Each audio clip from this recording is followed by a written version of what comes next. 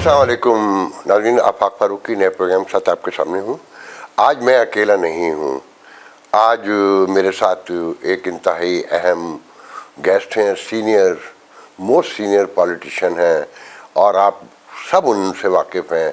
पाकिस्तान में एक humble face, एक वेल एजुकेटेड फेस और एक इंतहाई पसंदीदा पर्सनैलिटी हम कहेंगे, साबिक वज़ीर-ए-आज़म खाकान अब्बासी। मैं इससे ज़्यादा उनका और इंट्रो नहीं कराऊंगा कि सूरज को रोशनी दिखाने के मुतालिफ है। मैं चाहता हूं कि हम उनसे गुफ्तगू का सिलसिला सुने, शुरू करें। आप सुने और अपने तौर पे फैसला कीजिएगा कि ये गुफ्तगू कैसी रही। अस्सलाम वालेकुम। First of all sir, I am really honoured. Thank you. वो हम डायरेक्ट शुरू करते हैं। मेरा सर पहला सवाल है जो मैंने स्टार्ट किया था, ये सवाल पूछना 2004 में फर्स्ट टाइम बेनज़ीर भुट्टो से पूछा था कि कल के पाकिस्तान को देखते हुए, आज के पाकिस्तान की रोशनी में आने वाले कल के पाकिस्तान को आप कैसे देखते हैं? देखिए, ना तो जो गुजरा हुआ कल है वहाँ पे हमने कुछ किया है, ना आज कुछ कर रहे हैं। तो इसकी रोशनी में अगर हम ऐसे ही चलते रहे तो मुस्तकबिल का जो कल है उसके हालात भी बेहतर नहीं होंगे। हमने सबक नहीं दिया, ना माजी से ना आज से। इसलिए आज सबसे बड़ी ज़रूरत ये है कि हम वो देखें कि हमसे क्या गलतियाँ हुई हैं, उनको दुरुस्त करें। आपको लगता है कि हम गलतियों की देखने की तरफ जा रहे हैं या कोई सोच है इसकी? नहीं, बदकिस्मती से मुझे बड़ा दुख होता है कहते हो कि नहीं। बीबी ने साथ में ये भी कहा था कि मेरा नाम लेकर के फारूकी साहब, अगर सिविल मिलिट्री रिलेशन एक पेश पर नहीं आए और खुदा न खास्ता डॉलर ने 100 क्रॉस किया तो मैं पाकिस्तान को बहुत बुरा देखती हूँ। तो जब मैं बाहर निकला तो उस दिन डॉलर 50 रुपये 53 पैसे का था। आज डॉलर 281 का है। मगर आपके एक साथी, साबिक साथी, दोस्त तो यकीनन अब भी होंगे, वो असेंबली में बड़े बहादुरी से खड़े होकर भी 3 दिन पहले कह रहे थे कि डॉलर 250 का है, एहसन इकबाल। तो आप क्या देखते हैं बीबी की इस बात को, किस तरह से? देखिए, डॉलर की बात नहीं है। अगर आपकी इकॉनमी ग्रो करती, आज वो 600 अरब डॉलर की होती, तो आपके हालात मुख्तलिफ होते। आपने ना ग्रोथ हासिल की, ना इकॉनमी को ग्रो किया, ना सियासत ठीक की, ना मुल्क की तरक्की दे सके किसी पैमाने पर भी। आप कोई पैमाना देख लें, हम मामला जवाल का ही सारा मसला ये है। तो इसलिए आज हमें ये देखना पड़ेगा। आज क्राइसिस मुल्क की लीडरशिप का है, अवाम का नहीं है। अच्छा सर, एक अब नई बहस शुरू हो रही है कि क्या ये रियासत जो है, रियासत का जो एक चार्टर में जो यूनाइटेड नेशन में, कि उसके ब्यार पे पूरी उतरती है? अब ये रियासत कहलाई भी जा सकती है? जी बिल्कुल उतरती है। क्या कमी है? और सामने कौन सी कमी है? कमी सिर्फ ये है कि हम आइन को नहीं मानते। जो मुल्क अपने आइन को ना माने, उसके मुताबिक मुल्क ना चले, वो कैसे आगे चलेगा? आज सबसे बड़ा मसला, आज क्राइसिस आपका लीडरशिप का क्राइसिस है। चाहे वो पॉलिटिकल लीडरशिप है, चाहे मिलिट्री लीडरशिप है, या चाहे जुडिशियल लीडरशिप है। उनको आज इस बात को समझना पड़ेगा कि हमें मुल्क आइन के मुताबिक चलाना है। ये क्राइसिस तो डे 1 से 51 में फौज सामने आ गई थी, और बहुत वाज़ेह तौर पे जो लीडर बनने ही नहीं दिया जाता, या कोई बनने पे आता है तो वो फारिग हो जाता है। मैं ये कह रहा हूँ ना, तो कि इससे आपने कोई सबक हासिल किया? नहीं तो मुतवातर उस गलती को दोहराते तो जाएंगे। देखते क्या है, क्योंकि आपने अभी कहा कि ना तो हम गुफ्तगू पे तैयार हैं, ना गौर करने पे तैयार हैं, ना सबक सीखा है, तो कहीं ना कहीं तो एलिब्रेट करते होंगे। तो उसका असर तो नज़र नहीं आएगा। सोचना चाहिए था। ये लीडरशिप का तकाजा होता है कि आप देखें कि क्या गलतियाँ हुई हैं, उनसे सबक लें और मुस्तकबिल को ठीक करें। पूरी दुनिया ऐसे ही चलती है, हम उन्हीं गलतियों को बार बार दोहराते हैं। बज़ाहिर तो कहना बड़ा आसान है कि जी आर्मी और सिविल लीडरशिप बैठे और मामलात को हल करे। गुज़िश्ता 40 ईयर्स से तो हम देख रहे हैं तकरीबन, मगर ऐसा कभी हुआ नहीं। तो क्या ये कोई ज़िद है, या ये जो मिथ भी है कि सिविलियन काम नहीं करते, और ब्लडी सिविलियन का जो एक तस्वुर है یہ بلڈی سویلین یہ اس کی بات نہیں ہے. ہر ادارے کو اپنے آئینی حدود میں رہنا ہے. سب سے زیادہ سیاستدانوں کو اپنے آئینی حدود میں رہنا ہے. سیاست حکمرانی نہیں ہے، آئین میں حکمرانی نہیں ہے. وزیر اعظم طاقت کل نہیں ہے. چیف منسٹر کی جو منہ سے لفظ نکلے وہ حکم نہیں ہوتا. ملک ایک قانون کے مطابق، ایک آئین کے مطابق چلتا ہے. تو سب سے پہلے تو ملک کی جو پولیٹیکل لیڈرشپ ہے، یہ ان کو اس کا وزن اٹھانا پڑے گا آج کی ناکامی کا. اگر ان کے اندر وہ صلاحیت ہوتی، ان کے اندر آئین کی قدر ہوتی، وہ اصولوں پر کمپرومائز نہ کرتے، آئین کے لیے قربانی دینے کے لیے تیار ہوتے، کرسیاں نہ ڈھونڈتے، تو آج ملک کے حالات مختلف ہوتے. آپ نے سر نئی سیاسی پارٹی بنائی ہے اور اس موسم میں بنائی ہے کہ ترتیب سے پارٹیاں آئی ہیں. پی سی پی کیا وہ مصطفیٰ کمال کی آئی، پھر تحریک استحکام آئی، پی ٹی آئی کو بھی ہم 2008 کے بعد کی دیکھتے ہیں کہ وہ بھی آئی، اور سب پہ ایک چھاپ ہے کہ جو اسٹیبلشمنٹ لے کر آئی. تو آپ کہہ بھی چکے ہیں کہ نہیں اسٹیبلشمنٹ کا کوئی لینا دینا نہیں، مگر یہاں تو طے ہو چکا ہے کہ کوئی پارٹی پنپ ہی نہیں سکتی. تو کیا ملک کے حالات درست ہوئے؟ پارٹی پنپی نہیں ہوئے. ہے، انہوں نے کچھ کام نہیں کیا. اس میں جو میرا اصل سوال تھا، سوری ٹو کٹ یو، میرا اصل سوال یہ تھا کہ ویسٹرن ورلڈ میں یا ڈیولپ کنٹریز دنیا میں جہاں بھی ہیں کہ ایک کوئی سیاسی کارکن آگے آتا ہے، پارٹی لے کر آتا ہے، تو وہ پہلے اپنا کتھارسس کرتا ہے، وہ پہلے اپنی غلطیاں تسلیم کرتا ہے. ابھی آپ نے جتنی باتیں بتائیں اس میں آپ بھی کہیں شامل ہیں، 90s میں، 2000 میں، ابھی تک، اب 2-3 سال پہلے تک. تو آپ یہ سمجھتے ہیں کہ آپ نے کوئی ایسی غلطیاں کی جو جس وقت آپ اس وقت نہیں بول سکے، پولیٹیکل امیچورٹی تھی، یا کچھ ایسے حالات تھے کہ آج آپ نے نیا آغاز کرے اپنی غلطیوں کو ایکسیپٹ کر کے کہ ہاں مجھ سے یہ غلطیاں ہوئی؟ دیکھیں، میں 1988 میں سیاست میں آیا. ہم سیاسی گھرانہ نہیں ہے، سیاسی خاندان نہیں ہے. میرے والد صاحب، اب تو ہے نا 8 بار آپ میں بتا دیتا ہوں، میں ایئر فورس کے افسر تھے، وہ سیاست میں آئے. Air commodore. ہاں. تو میں اس وقت سے ایک جماعت کے ساتھ ہوں. میں آزاد منتخب ہوا تھا 88 میں، لیکن میں نے بے نظیر بھٹو صاحبہ کے خلاف اس وقت آئی ڈی آئی تھی، اس کا ساتھ دیا. اور اس دن سے 2023 تک میں اس جماعت کے ساتھ تھا. اس عرصے میں اس جماعت نے جو اچھا کیا برا کیا، میں اس کا حصے دار ہوں. میں بار بار کہہ چکا ہوں، میں اس سے لا تعلق نہیں ہو سکتا. میں یہ نہیں کہہ سکتا کہ یہ جو غلطی ہوئی میری جماعت سے میں اس کے اندر شامل نہیں ہوں. میں نے تو یہ بات کہی تھی. سیاست میں سب سے مشکل کام جو ہوتا ہے وہ پارٹی کے اندر رہ کر پارٹی کی کوئی موقف ہو، کوئی اس کی مشاورت اگر ہو کسی معاملے پر، اس کی مخالفت کرنا. کہ جب وہاں پر لیڈر بھی پارٹی کا بیٹھا ہو، جو پارٹی میں طاقت کل ہوتا ہے، اس کے سامنے اپنے موقف چاہے وہ صحیح ہو غلط ہو بیان کرنا، یہ سب سے مشکل کام ہے سیاست میں. اور یہ چھپا ہوا دے نظر نہیں آتا.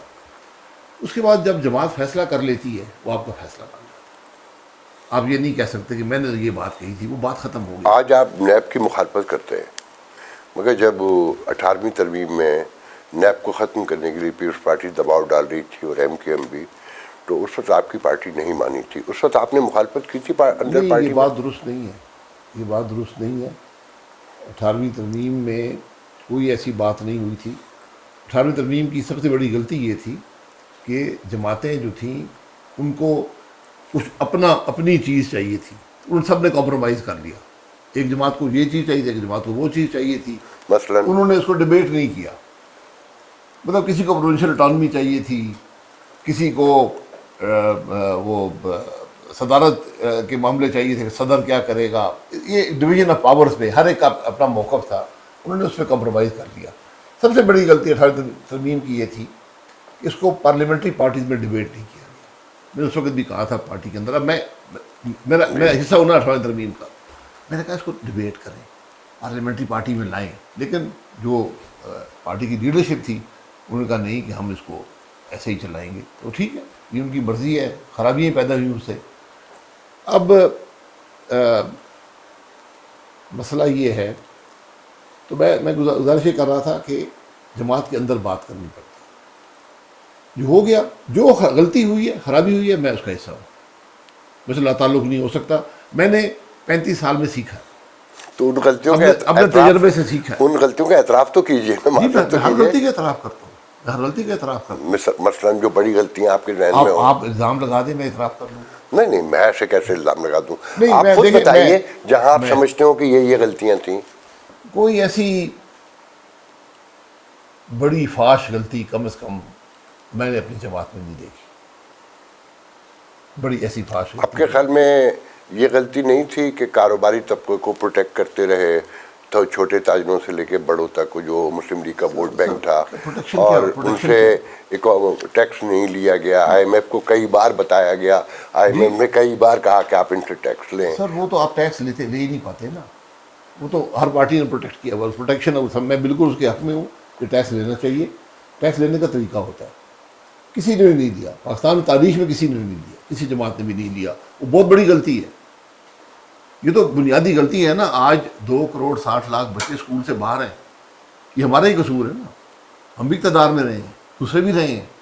یہ تو اجتماعی غلطی ہے نا، یہ خرابیاں ہیں نظام کی. نہیں، اس میں جو حیرانی کی بات ہوتی ہے، جیسے بے نظیر بھٹو ہیں، آپ ہیں، احسن اقبال ہیں، اور بہت سے ہیں جو ویسٹرن ورلڈ سے پڑھ کر آئے ہیں، رہ کر آئے ہیں، سسٹم کو دیکھا ہے.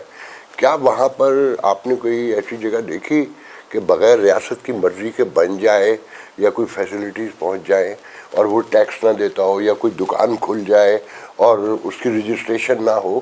تو آپ لوگوں نے اس کو امفسائز کر کے اس امپلیمنٹیشن میں کیوں؟ سر وہ نہیں ہوگا نا. میں کہا یہ باتیں ہم اپنی جماعت میں پہلے دن سے کرتے رہے. میں نے اپنے جو بھائی تھے ان سے ہمیشہ زور دیا کہ ٹیکس ادا کریں. سب سے پہلے جو لوگ ٹیکس لگاتے ہیں ملک میں، وہ ٹیکس ادا نہیں کر رہے، دوسروں سے کیا آپ ٹیکس مانگیں گے؟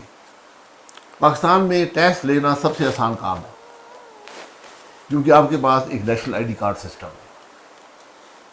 آپ کی پوری فائنینشیل جو ہسٹری ہے وہ حکومت ری بلڈ کر سکتی ہے. تو پھر کیوں؟ میں بار بار کہتا رہا ہوں، آج بھی کہتا ہوں. اب میں اپنی جماعت میں ہوں، میں اب اوپنلی کہہ سکتا ہوں کہ آپ کے پاس 12.5 کروڑ شناختی کارڈ ہولڈرز ہیں CNIC. یہ 12.5 کروڑ ووٹ ڈالتے ہیں، اس ملک کے معاملات میں حصے دار ہیں. یہ سارے ٹیکس فائلرز ہونے چاہیے. آپ ایک ایپ بنا دیں، ایپ ہر ایک کے پاس فون موجود ہے یا نہیں، تو ایکسیس ہے فون کا. اسمارٹ فون پاکستان میں پریویلنس بھی ہے، ایکسیس بھی ہے. آپ چلے جائیں، آپ کہہ دیں جی میرا کوئی انکم نہیں ہے، آپ کا ٹیکس فائل ہوگا. آفاق صاحب نے کہا میری انکم کی ٹیکس فائل ہوگا. پھر جب آفاق صاحب کا بجلی کا بل آئے گا، وہ گاڑی خریدیں گے، وہ عمرے میں جائیں گے، وہ کچھ اور خرچہ کریں گے. پھر میں ان سے پوچھوں گا، پھر میرا حق ہے، میں ریاست ہوں، میں پوچھوں گا جو ہر ملک میں ہوتا ہے، جیسے آپ کہہ رہے ہیں کہ آپ نے آپ کی کہا کہ میری تو آمدن نہیں ہے، اور آمدن نہیں ہے تو پیسے خرچ کیسے کر رہے ہیں؟ وہ کہیں گے جی میرے جو چچا ہے نا، بڑے امیر آدمی ہیں. میں چچا سے پوچھ لوں گا کہ جناب آپ نے ان کو پیسے دیے ہیں؟ یہ آپ جب تک یہ امپلیمنٹ نہیں کریں گے. لیکن یہاں پہ میں آپ کو بڑے ایک ایلیٹ کیپچر ہے. یہ ایلیٹ کیپچر یہ ہے پاکستان میں کہ وہ لوگ ٹیکس نہیں لگنے دیں گے. سر، وہ بجلی کا آپ نے بھی ذکر کیا تو اس پہ فوراً یاد آیا کہ جب یہ IPs کے معاہدے ہو رہے تھے، آپ بھی حکومت کا حصہ تھے اور ہر دور میں موجود تھے، چاہے وہ پیپلز پارٹی نے کیے یا آپ کی مسلم لیگ سابقہ پارٹی نے کیے. تو آپ لوگ کا اتنا ویژن نہیں تھا کہ یہاں ریاست کے جو حالات ہیں اور جو سیاسی کشمکش ہے، اس میں اکانومی کی گروتھ کتنی ہو سکتی ہے؟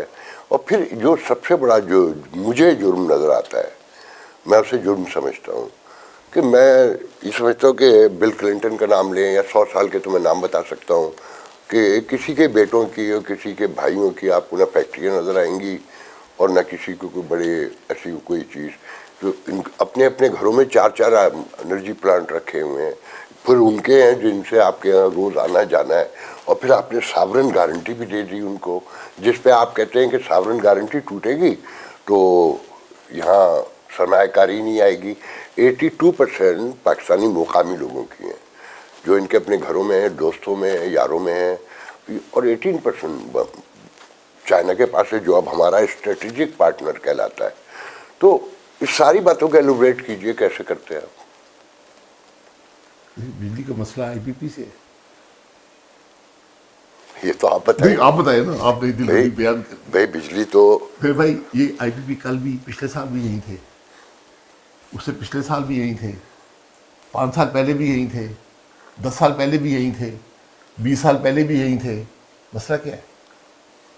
پہلے مسئلے کو ڈیفائن کرو. مسئلے کو سمجھ نہیں ہوگی تو آپ کیا بات کریں گے؟ کیپیسٹی پیمنٹ، کہ وہ چلائیں نہ چلائیں پہلے بھی یہیں تھی پوری دنیا میں. ایسے آپ گھر کرائے پہ لے لیں جی اور آپ کہیں جی میں جس دن رہوں گا تو پیسے دوں گا، باقی دن پیسے نہیں دوں گا. نہیں، گھر میں اور بجلی میں تو فرق ہے نا. وہی چیز ہے. نہیں، وہ تو آپ پرووائڈ انویسٹمنٹ کرتے ہے ہیں. نا. میں نے انویسٹ کیا. آپ نے کہا کہ حکومت نے کہا ایک پیسہ بجلی پر نہیں لگا ہوا اس ملک میں. آپ نے دوسروں سے انویسٹمنٹ کرائی ہے. آپ انویسٹر کو بلاتے ہیں، آپ کہتے ہیں یہ معاہدہ ہے. تو وہ بھی انہوں نے بھی تو آپ کے بینکوں سے ہی لون لیا ہوا ہے. نہیں جی، آپ کے بینکوں سے نہیں، یہ بھی غلط فہمی. تو آپ بلاتے ہیں، آپ کہتے ہیں کہ یہ معاہدہ ہے، آپ بجلی لگائیں، اس کو اویلیبل رکھیں، میں بجلی آپ سے لوں گا. جب میں بجلی لوں گا تو میں آپ کی فیول کی پیمنٹ بھی کر دوں گا. یہ پوری دنیا میں نظام ہے. پاکستان میں انوکھا نظام نہیں ہے، پوری دنیا میں یہی نظام ہے. یا آپ اپنے پیسے سے لگا لیں یا آپ دوسروں سے لگوا لیں. تو پھر تو غلطی یہ ہے نا کہ ویژن ہی نہیں تھا کہ ہمیں اتنی بجلی چاہیے بھی ہوگی کہ نہیں چاہیے ہوگی. سر آپ کو بجلی آج بھی اضافی بجلی کی ضرورت ہے. آپ کی اکانومی آپ نے ختم کر دی ہے. آپ دنیا کا واحد ملک تھے جو 90 ارب یونٹ بناتا تھا، 90 ارب استعمال کر لیتا تھا. 15 16 گھنٹے یہاں لوڈ شیڈنگ ہوتی تھی. آپ نے جب بجلی کے پلانٹ لگائے تو آپ کی کنزمپشن چلی گئی 145 ارب پہ یونٹ. دنیا میں کوئی ملک نہیں اس میں 3 سال میں کنزمپشن 50% بڑھ گئی ہو.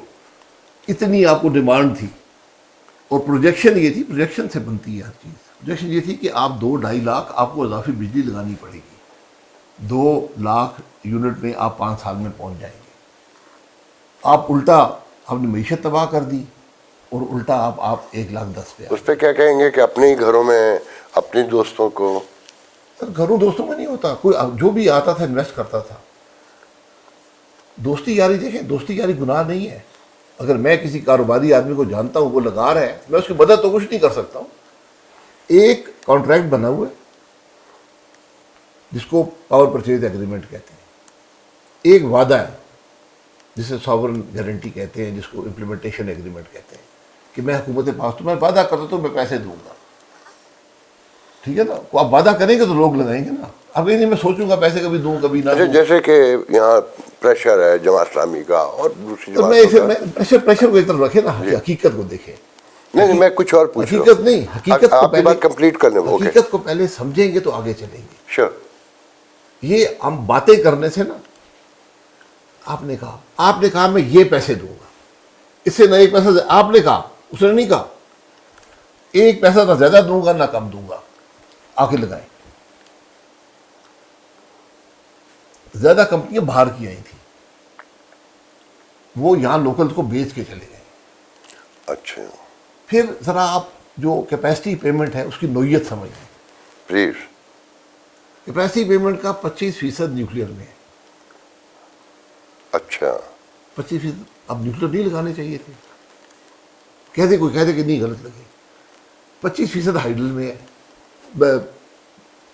20%. 20% آپ کا تھر ہے. کوئی 20% رینیوبلز ہیں. جو ہائیڈل ہے وہ تو 35% بتا رہے ہیں اراؤنڈ. نہیں، ہائیڈل کی میں کیپیسٹی پیمنٹ کی بات کر رہا ہوں. اچھا کیپیسٹی پیمنٹ 25% نیوکلیئر ہے، 20% قریب ہائیڈل ہے، 20% قریب تھر ہے، 20% رینیوبل ہے. اچھا اچھا. پیچھے بچ جاتے ہیں 3 جو چائنا نے پلانٹ لگائے ہیں، جو سی پیک کے اندر 11 سال وہ ٹیرف پڑا رہا، اس میں کوئی نہیں آیا کیونکہ کول کو پیسہ نہیں ملتا دنیا میں. کول پاور پلانٹ کو پیسہ نہیں ملتا. پاکستان میں کوئی کول نہیں تھا. تو ہم نے ڈائیورسیفائی کیا اپنے جنریشن کو. امریکہ میں آج آپ بھی نے کیا کہا کول نہیں ہے کوئی؟ پاکستان میں کوئی کول پاور جنریشن نہیں تھی. ساہیوال میں جو ہے نہیں، یہ اب لگی ہے نا. میں ان 3 کی بات کر رہا ہوں. یہ 3 لگے ہیں سی پیک کے تحت. اچھا امریکہ آج بھی 35% کول ہے, جی. انڈیا آج بھی 40% کول ہے, جی. کیونکہ یہ سب سے سستی طریقہ ہے بجلی بنانے کا. رائٹ. وہ 3 پلانٹ لگ گئے. میں آپ کو کسی کو بھی, اور میں نے یہ پروو کر کے بتایا لوگوں کو کہ وہ پلانٹ نہ لگتے, آپ صرف وہ عرصہ پچھلے جب سے وہ لگے اور آج تک اپنے اگر پرانے پلانٹ چلاتے رہتے جو آپ کو بند آپ نے کیے, تو ان تینوں کی قیمت آپ ریکور کر چکے, آپ پیسہ بچا چکے. پیچھے رہ جاتے ہیں جو اوریجنل فرنس آئل کے پلانٹ تھے چھوٹے چھوٹے, اس کا صرف سال کا 65 ارب ہے, وہ سارے بند پڑے.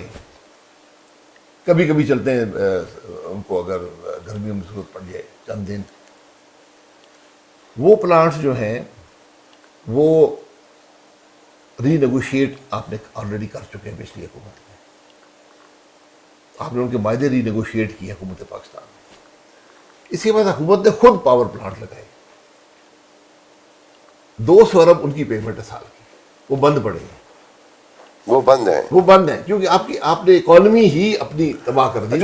جب آپ یہ کہتے ہیں کہ اگر ان سے ری نیگوشیٹ ہوا یا ان سے کوئی اور معاملہ ہوا تو سرمایہ کاری رک جائے گی, تو جب اکثریت بیچ کے, پہلے جو کمپنیاں باہر کی تھیں وہ بیچ کے مقامی لوگوں کو چلی گئیں اور انہوں نے میرٹ پہ لے لیا, مان لیتے ہیں, اگر ان سے ری نیگوشیٹ ہوتا ہے تو سرمایہ کاری کیسے رک جائے گی؟ اسے کیسے جسٹیفائی کریں گے کہ یہ تو ہمارے ملک کے لوگ ہیں 80%. ہم بیٹھے ہیں, میں آپ سے ایک وعدہ کرتا ہوں, میں وعدے سے مکر جاتا ہوں, آپ مجھ طرح کام کریں گے بعد میں. حکومت پاکستان ہے نا, نیوکلیر پاور پلانٹ کس کی ہے؟ حکومت کیا وہ برے ہیں؟ ہائیڈل پلانٹس کیا یہ برے ہیں؟ آپ نے تھر کول پہ لگائے ہیں, کیا یہ نہیں لگنے چاہیے تھے؟ آپ نے رینیوبلز لگائے ہیں, کیا یہ نہیں لگنے چاہیے تھے؟ آپ نے چائنا کے جو 3 پلانٹس ہیں جو سستی ترین بجلی پروڈیوس کرتے رہے 4 سال, کیا وہ نہیں لگنے چاہیے تھے؟ کتنے % حکومت کے پاس ہیں؟ میرے حساب سے 78% ایسے جن کو آپ نہیں چھیڑ سکتے. کچھ حکومت کی ملکیت ہے. مطلب یہ کیپیسٹی پیمنٹ کا جو سارا ہے یہ حکومت خود ہی رکھتی ہے اپنے خزانے میں. جی ان کے کھاتے میں جاتے ہیں نا. نیوکلیر پلانٹ جس سے بھی آپ نے قرضہ لیا ہے ان کو قرضہ واپس دینا پڑتا ہے, وہ حکومت نے بنائے ہیں.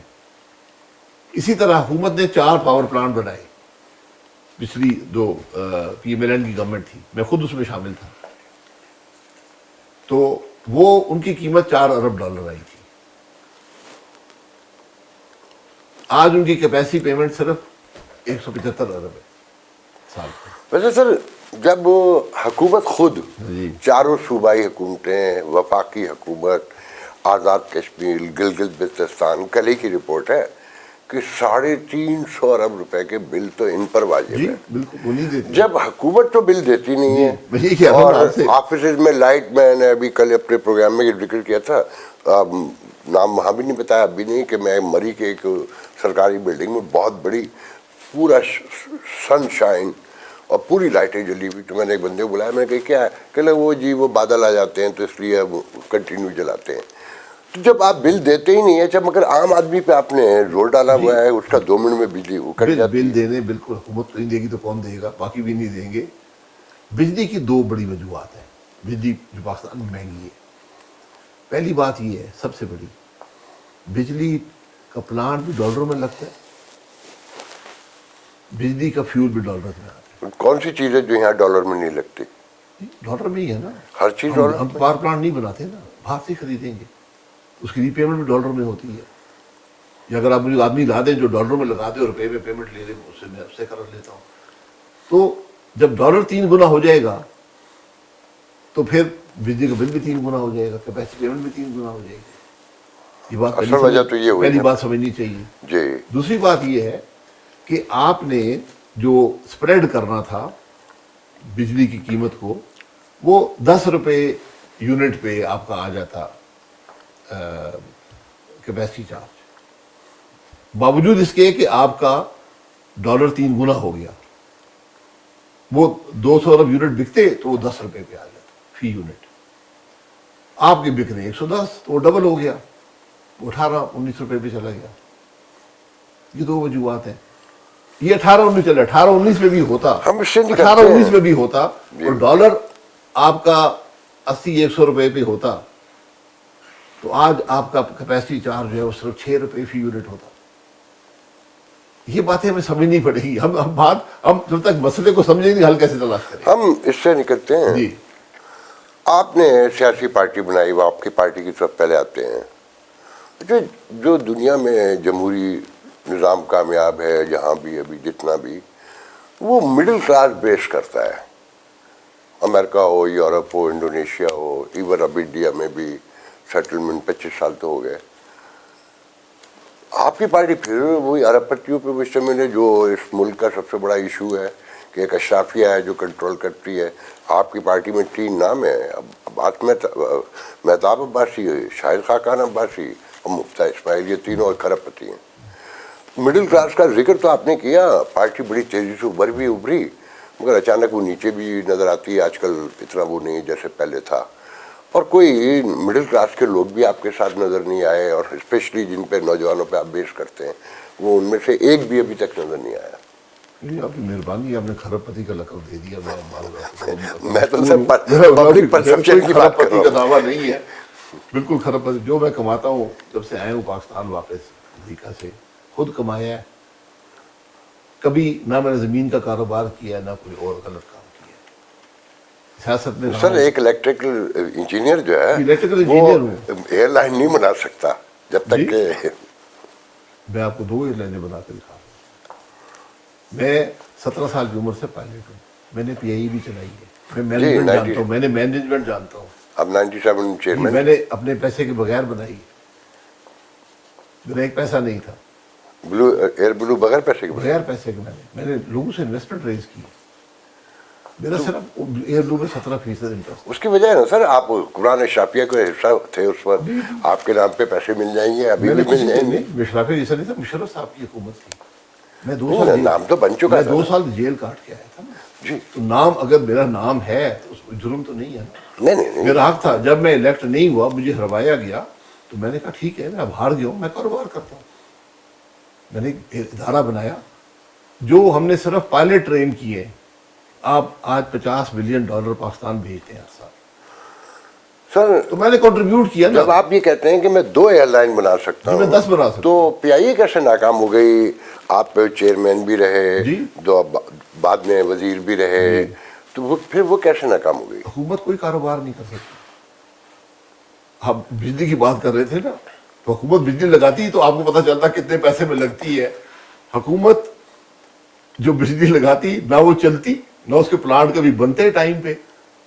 آپ یہ دیکھ لیں, ایک حکومت کا پلانٹ ہے مثلا 600 میگا واٹ کا کول پہ, آج اس کو 15 سال ہو گئے وہ چلا نہیں ہے. حکومت ایشین بینک کے پیسے سے بنا رہی ہے. چائنیز آئے 18 مہینے میں انہوں نے شروع کیا اور پلانٹ چلنے شروع ہو گئے, اور وہ اس کے ڈبل سائز کے ہیں. تو حکومت نے پاکستان کی پرائیویٹائزیشن ایک بہت بڑی کامیابی ہے. آپ نے پاکستان میں ہر چیز بیچ دی. تو پھر تو آپ کی بھی غلطی ہے نا سر. کامیابی سے بیچ دی. آپ ایئر لائن سب سے دنیا کا مشکل کاروبار ہے, اس سے مشکل کوئی کاروبار نہیں. یہ واحد انڈسٹری ہے دنیا کی جو 100 سال پرانی ہے, اور اس نے نقصان زیادہ اٹھایا ہے, فائدہ کم ہوا ہے. اس لیے آپ کو اس سے نکلنا چاہیے تھا. ہم واپس آتے ہیں سر جی پارٹی کی طرف, جی, کہ مڈل کلاس قیادت, آپ کے ورکر بھی نہیں نظر آتے. آپ 3 ہی لوگ ابھی تک نظر آ رہے ہیں, اور ایک وہ آپ کے ساتھ تھے سابق سینیٹر پیوش پارٹی کے, وہ تو چلے گئے, تو وہ بھی کوئی چھوٹی آسان نہیں. ایک کھرب پتی سے جان چھوڑ دی میں تو اسے ایکسپلین کریں کہ یہ کیسے ممکن ہوگا. دیکھیں, ہم نے پارٹی اوپر سے نیچے نہیں بنائی. پارٹی کو شروع کرتا ہے نا, ایک سوچ ہوتی ہے, لوگ پہچانتے ہیں. اور ہم کھرب پتی اگر ہیں آپ کی مہربانی سے, تو ٹیکس ادائیگی کا سوال کر لیں. آپ نے کیسے کھرب پتی ہوئے وہ پوچھ لیں. نہیں, پیسے بنانا کوئی جرم نہیں ہے. میں یہ کہہ رہا ہوں نا, جب تک لوگ پیسے نہیں بنائیں گے ملک ترقی نہیں کرے گا. مرزا صاحب کا فیملی کاروبار کر رہی ہے اور وہ سیاست میں آئے ہیں, اور آج کی سیاست میں 15-16 سال ہو گئے سیاست میں. سیاست کنٹریبیوشن کا کام ہے, یہ سیکریفائس کا کام ہے. ہاں, اور آپ کھرب پتی بن سکتے ہیں سیاست میں, ہم نہیں بنے. اس لیے ہم نے ایک سوچ سے جماعت شروع کی. ہم نے الیکٹیبل اکٹھے نہیں کیے. آپ کہتے ہیں مجھے بندے نظر نہیں آ رہے, یا بالکل ٹھیک بات ہے, بندے نظر نہیں آ رہے, بندے آپ کو نظر نہیں آئیں گے, آپ کو پارٹی نظر آئے گی انشاءاللہ. نہیں, پارٹی بندوں سے نظر آتی ہے جی نا. ہم نے آج ہمارے پاس آگے آنے دیں گے نوجوان, پہلے جی نوجوان بھی آئے, نوجوان بھی ہیں. آپ دیکھ لیں ہمارے ساتھ جتنی ڈیپتھ کیپیسٹی, ہم نے کیپیسٹی پارٹی میں سب سے پہلے بلڈ کی ہے. اس کیپیسٹی, اس میں صلاحیت ہونی چاہیے, یہ ایشوز پہ بات کر سکے, ایشوز پہ موقف تیار کر سکے. طارق بنوری صاحب خراب پتی ہیں, میرے علم میں نہیں. طارق بنوری صاحب جو ایجوکیشن کے ایکسپرٹ ہیں, نہیں, وہ اسکالر آدمی ہے تو. ٹھیک.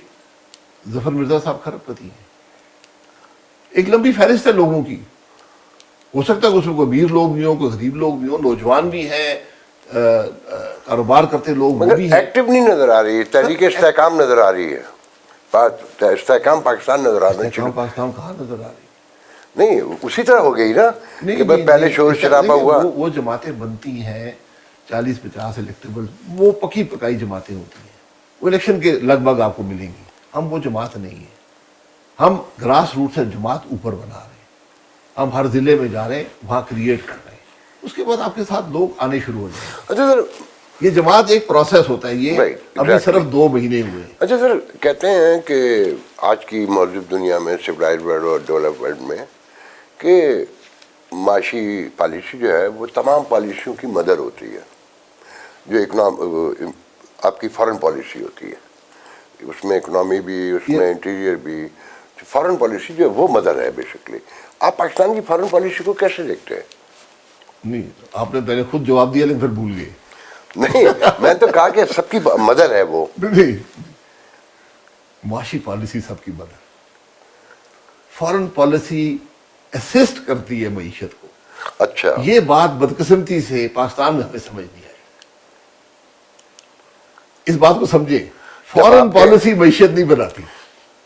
فارن پالیسی جو ہے, معیشت فارن پالیسی, دنیا سے, لوگوں سے تعلقات اچھے ہوں گے, نارمل ہوں گے. اچھے تعلقات کے نہیں ہوتے.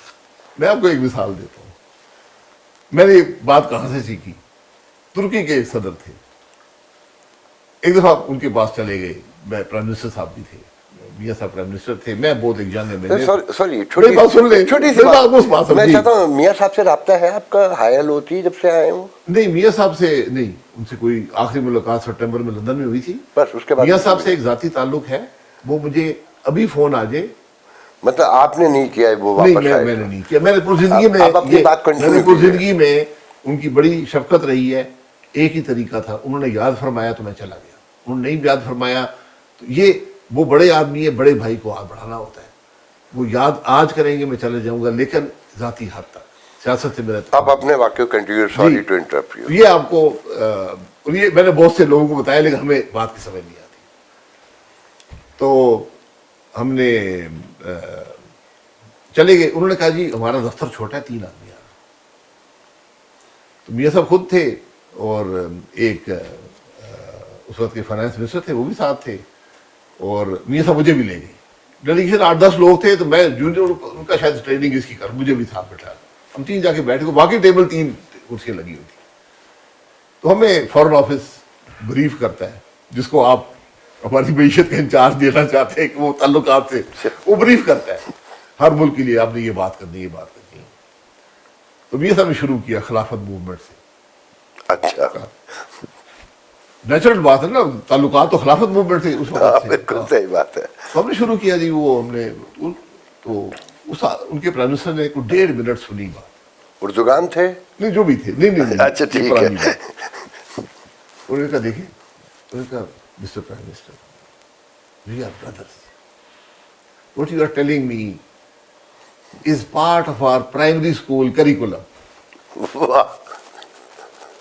We will never forget what the Muslims of Pakistan, اس وقت انڈیا تھا, but Muslims of Pakistan did for us.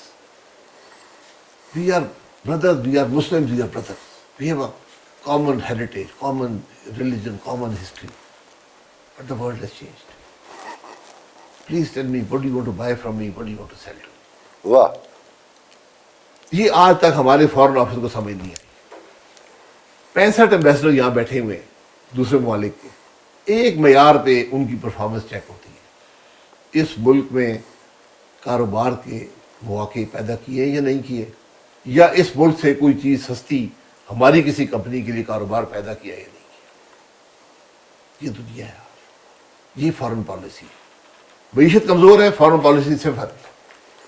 اچھا سر، آپ کی فوج جتنی طاقتور ہو، اچھا سر، ہم نے اپنی فارن پالیسی فوج کے سر پہ چلائی ہے کہ یہ افغانستان میں کچھ ہو گیا، ہماری فوج ہے بالکل اس کا ایک معیار ہے، وہ موقع پہ موجود تھے۔ یہ بات ہمیں سمجھنی ہے کہ اگر آپ کی معیشت کمزور ہوگی، آپ کی فارن پالیسی کمزور ہوگی۔ آپ بہت بڑی مارکیٹ ہے، یہ بھی ایک بہت بڑی ایک ایسٹ ہوتا ہے کہ آپ ایک مارکیٹ ہے، گروئنگ مارکیٹ ہے، لوگ یہاں پر آئیں گے، آپ سے فارن پالیسی پہ بات کریں گے، لیکن آپ کی معیشت تو ہو نا جو اس کو ابزارب کر سکے ان کی پروڈکٹس کو۔ اچھا سر، جمہوریت کے لیے ایک پورا انوائرمنٹ کی بھی چاہیے، جیسے یورپ ہے، وہ سب چھوٹے چھوٹے بڑے آپس میں ملک ہیں، سب میں ڈیموکریسی ہے۔ ہم جس انوائرمنٹ میں، جس ریجن میں رہتے ہیں، وہاں تو بھارت کے علاوہ کہیں جمہوریت ہی نہیں ہے، اور بھارت میں بھی اب انتہا پسندی کی چھاپ لے گئی ہے۔ ہمارا اسٹریٹجک پارٹنر چائنا، کوئی جمہوریت نہیں ہے۔ جن سے ہم مین کاروبار کر رہے ہیں، روز قرض لیتے ہیں، مڈل ایسٹ کوئی جمہوریت نہیں ہے، ایران میں کوئی جمہوریت نہیں ہے، تو اس میں لگتا ہے کہ یہاں کوئی ایسی جمہوریت آ سکتی ہے؟ ایسی بات نہیں ہے، آپ کے پاس بھی جمہوریت نہیں ہے، تو آپ کامیاب ہے تو پھر یہ جو آپ جو کوششیں کر رہے ہیں اس کو کیسے؟ کوشش کر رہے ہیں کہ آپ کا ملک جمہوریت کے بغیر نہیں چلے گا۔ ہر ملک کے اپنے مخصوص حالات ہیں، ان کا ایک مخصوص کلچر ہے، ان کے لوگوں کی ایک سوچ ہے، ایک ہسٹری ہے۔ آپ پاکستان کو صرف اور صرف جمہوریت، ہم ہر چیز آزما چکے ہیں۔ آپ کو پتا ہے کہ پاکستان کے پہلے جنرل الیکشن کون سے سال میں ہوئے تھے؟ تقریباً ایک ہی عمر ہوگی ہماری، 70 میں ہی ہوئے نا۔ پاکستان بننے کے 23 سال بعد پہلے جنرل الیکشن ہوئے اور اس نے پاکستان توڑ دیا۔ اچھا سر، میں گزارش یہ کر رہا ہوں کہ آپ کے مخصوص حالات ہیں، آپ کو صرف پارلیمانی جمہوریت اکٹھا رکھ سکے گی، اس بات کو سمجھیں۔ صدارتی نظام نہیں، صدارتی نظام نے ملک توڑا تھا۔ اچھا سر، اب ایک شور جو اس وقت موجود 4-5 دن سے اسپیشلی حالات ہیں، میں اس طرف بھی آتا ہوں کہ اب ایک بہت بڑا طبقہ ہے جو حکمرانوں کے بھی قریب ہے، فوج کے بھی قریب ہے، انہوں نے شور کرنا شروع کر دیا کہ یہ نظام فیل ہو گیا، یہ ہائیبرڈ نظام بھی اب ایک قومی حکومت بننی چاہیے 3-4-5 سال کے لیے، اور میرٹ پہ بننی چاہیے۔ تو آپ اسے کیسے دیکھتے ہیں اس بات کو؟ آئین کے اندر رہ کر بننا، اس کے علاوہ حل نہیں آپ کے پاس۔ آئین میں قومی حکومت کا کوئی جواز ہے؟ بالکل۔ تو آپ بھی سمجھتے ہیں کہ بننی چاہیے؟ جی، قومی حکومت کون بنائے گا اور کیسے بنے گی اس پہ میرا اختلاف ہے۔ قومی حکومت ٹیکنوکریٹ، امپورٹڈ ٹیکنوکریٹ پہ نہیں بنے گی۔ قومی حکومت ہوگی جس کو تمام سیاسی جماعتوں کی تائید حاصل ہوگی، کنسنسس سے بنے گی۔ اس کے بعد ایک ایجنڈا ڈیولپ، سیاسی جماعتیں ایک ایجنڈا ڈیولپ کریں گی۔ آپ سمجھتے ہیں کہ ایسا کنسنسس ہو سکتا ہے اس وقت؟ کرنا پڑے گا نا، یہی لیڈرشپ ہے۔ آپ اگر سمجھے کسی اور کے پاس بہتر حل ہے، اب میں اس کے ساتھ چلنے کو آپ تیار اس ہوں۔ کا حصہ بنیں گے اگر ایسا کوئی؟ میں بالکل، اگر کنٹریبیوٹ کرنے کے لیے اور آئین کے دائرے کے اندر ہوں، میں بالکل، میں سمجھتا ہوں میں اس میں جو کنٹریبیوٹ کر سکوں۔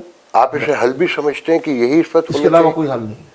اس وقت بننی چاہیے؟ جی، اس کے علاوہ حل نہیں ہے نا۔ میں حقیقت سے اگر مجھے حل نظر آتا، آج آپ 3 بڑی جماعتیں ہیں، تینوں حکومت کر چکی ہیں پچھلے 5 سال کے عرصے میں، تینوں ناکام۔ آج آپ کسی جماعت کو پاکستان کی 100% سیٹیں دے دیں، کچھ نہیں کر سکتے۔ صلاحیت ہی نہیں ہے، سوچ ہی نہیں ہے، اور بدقسمتی سے فکر بھی نہیں۔ آج صرف کرسیوں کی جنگ ہے، اس لیے آپ کو اس سے نکلنا پڑے گا۔ اس کے اندر فوج بھی شامل ہوگی، فوج بھی اس سولوشن کا حصہ ہوگی، جوڈیشری بھی سولوشن کا حصہ ہوگی۔ یہ اب سب آج ملک کے معاملات میں ان کا اثر ہے، ان کا عمل دخل ہے، آپ ان سے مستثنیٰ نہیں ہو سکتے۔ اور قانون اور آئین کے اندر کوئی ایسی بات نہیں لکھی ہوئی کہ ملک کی فوج، جوڈیشری اور سیاستدان ایک ٹیبل پہ بیٹھ کے ملک چلانے کا فیصلہ نہیں کر سکتے۔ یہ جو نئی ترمیم پہ اس وقت کام ہو رہا ہے، 23 جو 3 سال چیف جسٹس کو بھی سب کو، اسے آپ کیسے، یہ آپ کے خیال میں اس کی ضرورت ہے؟ اگر ہے تو کیا یہ نیت درست ہے؟ نہیں، ضرورت ہے تو بتا دیں کیا ضرورت ہے۔ آئینی ترامیم ایک دن میں نہیں ہوتی، آئینی ترامیم آپ عوام کے سامنے رکھتے ہیں کہ جناب ہم نے چیف جسٹس یا جوڈیشری کی عمر 3 سال بڑھانی ہے۔ کیوں بڑھانی ہے؟ کیا یہ پچھلے ہفتے آپ کو یاد آیا وجہ ہونی چاہیے نا. آپ ترمیم کر رہے ہیں, آپ امریکہ میں رہتے رہے ہیں, اور پتہ ہے آخری امریکی ترمیم میں کتنا عرصہ لگا تھا؟ مجھے 122 سال. ہاں، اس کے بعد ابھی 122 تک سال. کوئی نہیں. بالکل وہ صحیح. ترمیم کیا تھی؟ ترمیم یہ تھی کہ جو ممبران کانگریس یا سینٹ ہیں ان کی تنخواہ وہ خود مقرر کریں گے یا حکومت مقرر کرے گی. مقرر کرے گی. تو آج کون سی یہ آج ملک کا مسئلہ ہے کہ ججز کی عمر 3 سال بڑھا دی جائے؟ آج ملک کا یہ مسئلہ ہے. مطلب ہے آپ کی بدنیت ہی ہے نا, آپ کی بدنیت ہی ہے. اور جوڈیشری کی حالت یہ ہے کہ وہ خود منہ سے بولنے کو تیار نہیں کہ یار ہمیں نہیں چاہیے, یہ مسئلہ نہیں ہے اس نہیں، وہ ملک تو بیان سے بدل گئے اپنے. پرسوں تک کہہ رہے تھے کا. بدقسمتی ہے نا, کہ بدقسمتی. پرسوں کہہ رہے تھے کہ جی میں نہیں لوں گا. کل ان کے چیف سیکریٹری نے بیان دے دیا کہ نہیں جناب, وہ تو اگر سب کو ملے گی تو وہ بھی لے لیں گے. اچھا سر, ایک بڑا یہاں پر میں نے کل بھی ایک صاحب نے پوچھا تھا ٹی وی پر, اچھا کنٹمپٹ لگ جائے گی. اسے پوچھا, میں نے کہا جی 2 راستے ہیں, یا 3 سال کی ملازمت ملے گی یا عزت ملے گی, یا یا عزت ملے گی. عزت دونوں نہیں ملے گی. دونوں نہیں. یا 3 سال ملازمت تو کر لے اور یہ عزت لے. اچھا سر, یہاں ہر حکمران اپنی تقریر میں ایک ہی بات کرتا ہے, وہ عمران ہو, نواز شریف ہوں, شہباز شریف ہوں, مجھے خاقان عباسی کا اتنا یاد نہیں ہے, ٹنور کو وہی چھوٹا کی سا, ہوگی, ہم نے کیا بات ہم سے کہ ہم نے امریکہ کی جنگ لڑی اور ہمیں اتنا نقصان ہوا اور امریکہ نے ہمیں کچھ نہیں دیا.